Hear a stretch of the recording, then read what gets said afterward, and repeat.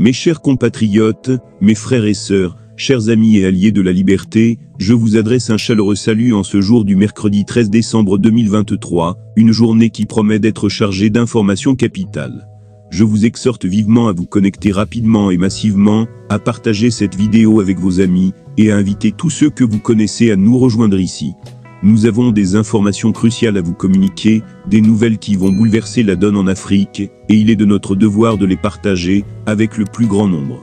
Pour ceux d'entre vous qui ne me connaissent pas encore, je suis votre humble serviteur, et vous êtes actuellement sur la chaîne Kriyapi TV, nous, une chaîne panafricaine dédiée à la résistance et à l'information. Notre mission est de vous tenir informés de l'actualité politique en Côte d'Ivoire, en Afrique et même au-delà. Aujourd'hui, nous allons plonger au cœur de l'actualité en cours au Burkina Faso, au Niger et au Mali, des développements qui vont non seulement impacter ces pays, mais également l'ensemble de notre continent. Je vous demande donc de ne pas hésiter à partager cette vidéo massivement, à cliquer sur le pouce bleu, pour montrer votre soutien, car ce que nous avons à vous révéler, revêt une importance cruciale pour l'avenir de l'Afrique. Burkina, mise en garde contre les valets locaux de l'impérialisme.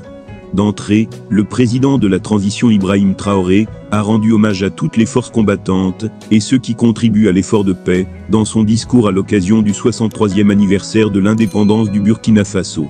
Le président de la transition au Burkina Faso, le capitaine Ibrahim Traoré, a appelé ce dimanche les égarés et les valets locaux de l'impérialisme qui favorisent le terrorisme à déposer les armes avant intensification prochaine des opérations militaires. En effet, lors de son message à la nation, prononcé en faveur de la célébration du 63e anniversaire de l'accession à l'indépendance du Burkina, le capitaine Traoré est revenu sur la situation sécuritaire du pays, marquée par des attaques terroristes.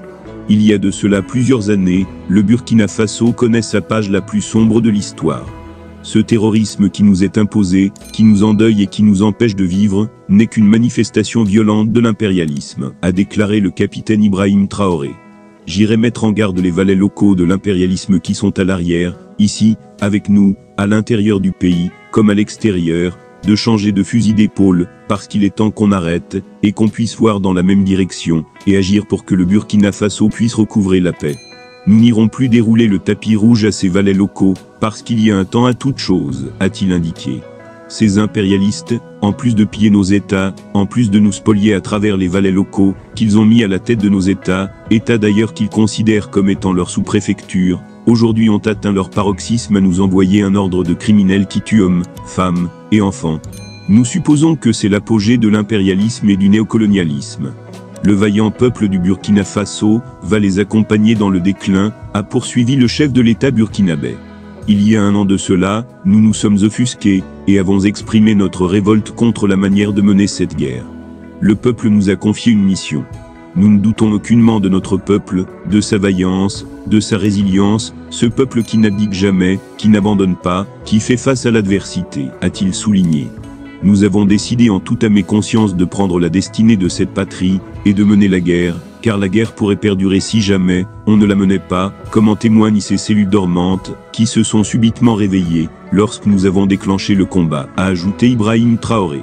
Ces derniers jours, vous avez pu remarquer l'intensité de la bataille, ce qui nous réconforte dans notre thèse, qu'il y avait plusieurs cellules dormantes destinées à entretenir cette guerre pendant des décennies.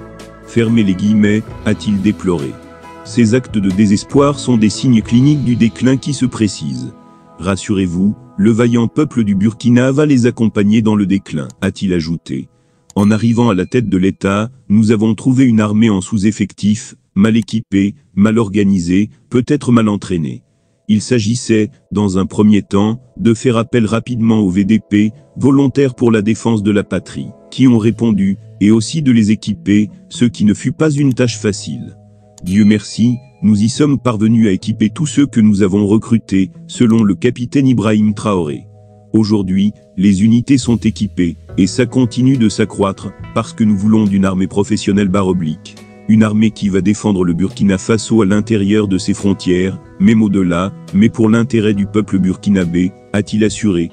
En 2024, des efforts supplémentaires seront demandés aux travailleurs du public, du privé aux entreprises, pour augmenter la prise en charge des VDP de 35% et leur procurer une assurance vie, a-t-il promis. Par ailleurs, le Burkina dispose aujourd'hui de moyens aériens de dernière génération. Les terroristes peuvent encore se déplacer d'un point A à un point B, voire mener des attaques, mais ils ne pourront pas repartir tranquillement d'où ils sont venus, sans être traités avec succès, a dit le chef de l'État. En 2023, l'armée de terre a recruté plus de 11 000 hommes et 5 000 autres sont en phase d'être recrutés dans les jours à venir, a-t-il souligné.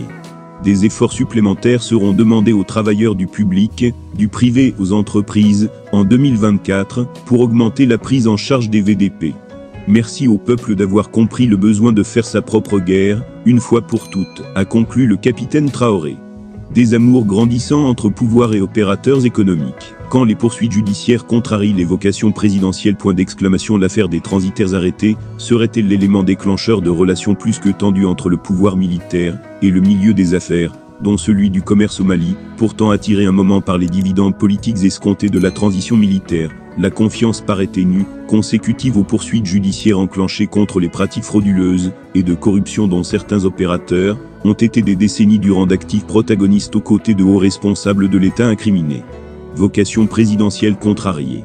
Le vent des vocations présidentielles, qui a traversé le milieu des affaires au Mali, est retombé, et les déterminations résolues et engagements remis aux oubliettes.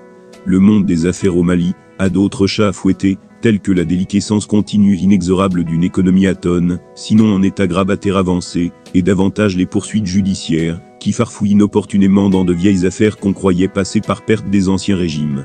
Il est vrai que le pragmatisme des affaires a vu dans la chute d'Ib qu'une opportunité, probablement celle de troquer les pratiques de ma famille contre une cour assidue, qui avait des allures paillardes, et une soif de lucre à l'avènement du nouveau pouvoir. Mais le fil de la confiance semble progressivement distendu face à l'absence de résultats économiques probants des plus de 3 ans d'une junte transitoire, qui peine à fixer des perspectives. La situation est à des incertitudes à l'horizon économique et financier du Mali, ce contre quoi le milieu des affaires, un moment tenté par les affaires politiques des militaires, éprouve une sainte horreur. Pourtant, l'irruption aux commandes du pays, le 18 août 2020, de la junte militaire de Kati, avait suscité des vocations présidentielles dans les milieux d'affaires du Mali. 3 ans après, les quelques généreuses donations et les cours assidus auprès d'acteurs clés du camp Soundiata ne semblent guère être parvenus à doper l'embellie entre un milieu d'affaires jugé quelque peu boulimique et une junte qui a mené tout le monde en bateau sur ses intentions.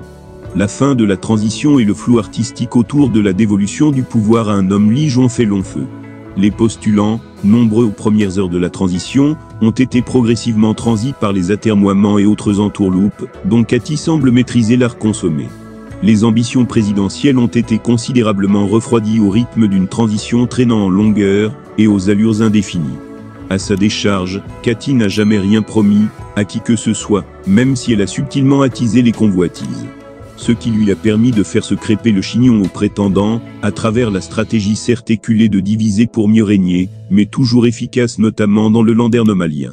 Douche froide sur les convoitises suscitées, il faut dire que le pouvoir militaire, par ses ambivalences multiples, avait considérablement attisé les convoitises avant de refroidir par ses mêmes postures incertaines, les ambitions nées voire le plus souvent suscitées d'ailleurs par ses soins. Comme peu avant le choix des premiers présidents et premiers ministres de la transition, au cours desquels l'épisode à suspense, nombre de politiques étaient tombés dans le panneau, parfois au prix de coups de jarnac savamment portés dans le dos de partenaires de lutte. Nombre d'opérateurs économiques s'étaient en effet subitement reconnus des destins élevés à hauteur de Koulouba, à l'avènement des militaires, mais surtout encouragés par la multiplication de leur profession de foi de quitter le pouvoir, sous quelques mois, comme l'avait d'ailleurs promis le premier d'entre eux, le colonel Assimi Goïta, à l'issue du second prononciamiento qu'on lui attribue. Il est inutile de se précipiter et de faire des polémiques. La transition est bientôt finie, il ne reste juste que quelques mois seulement, avait-il un jour déclaré avec une telle lassitude, dans la voix que les plus sceptiques avaient changé d'opinion, quant aux intentions des militaires de s'incruster au pouvoir. Toujours est-il qu'à cette fin, et s'appuyant sur la division chronique de la classe politique succombant aux sirènes financières, plusieurs hommes d'affaires maliens d'envergure variable s'étaient préparés à tailler des croupières aux politiques classiques, lors de l'éventuelle présidentielle. Plusieurs d'entre eux s'étaient ainsi lancés dans la course, à travers des associations politiques, germant comme dans une génération spontanée pour sillonner les régions sécurisées du pays, avec promesses et généreuses distributions de victuailles et forages, ainsi que d'importants subsides financiers pour les animateurs des mouvements affluents nombreux. Parmi les plus emblématiques, on retrouve, avec son association Bancan, Sédou Mamadou Koulibaly, le promoteur de Siraïmo, surnommé Monsieur Avenant du régime d'Ibk, dont il aurait été la véritable cheville ouvrière, les 7 ans de durée. De même, en bonne place, monsieur puis provoqué, Ibrahim Diawara, qui, en plus de la diversité de ses affaires, se prévalait de l'atout maître de son épouse, le colonel Badialo, aujourd'hui ministre de la Santé, mais hier en charge des œuvres sociales du président de la transition, encore des victuailles et forages généreusement offerts sur les fonds publics au plouc, le bétail électoral, et toujours très proche collaboratrice du colonel Assimi Goïta. Bref, cette proximité martiale faisait pousser des ailes au patron Carler de Stone, qui ne se privait pas de tourner à bord d'aéronefs, avant que le Premier ministre Choguel Maïga ne jette une ombre durable sur son entreprise de séduction. La plupart de ces hommes d'affaires, candidats putatifs à une éventuelle présidentielle, ont en commun de traîner un fort relent de sulfure, du fait de leurs accointances avérées avec des régimes défunts, dont la probité envers le bien public a été sujette à caution.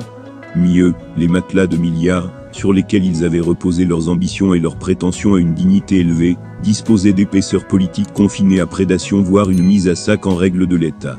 Aussi certaines conclusions laissaient-elles entendre avec perfidie, que les nouvelles vocations avaient pour but inavoué d'enterrer encore plus profondément des faits autrement pendables.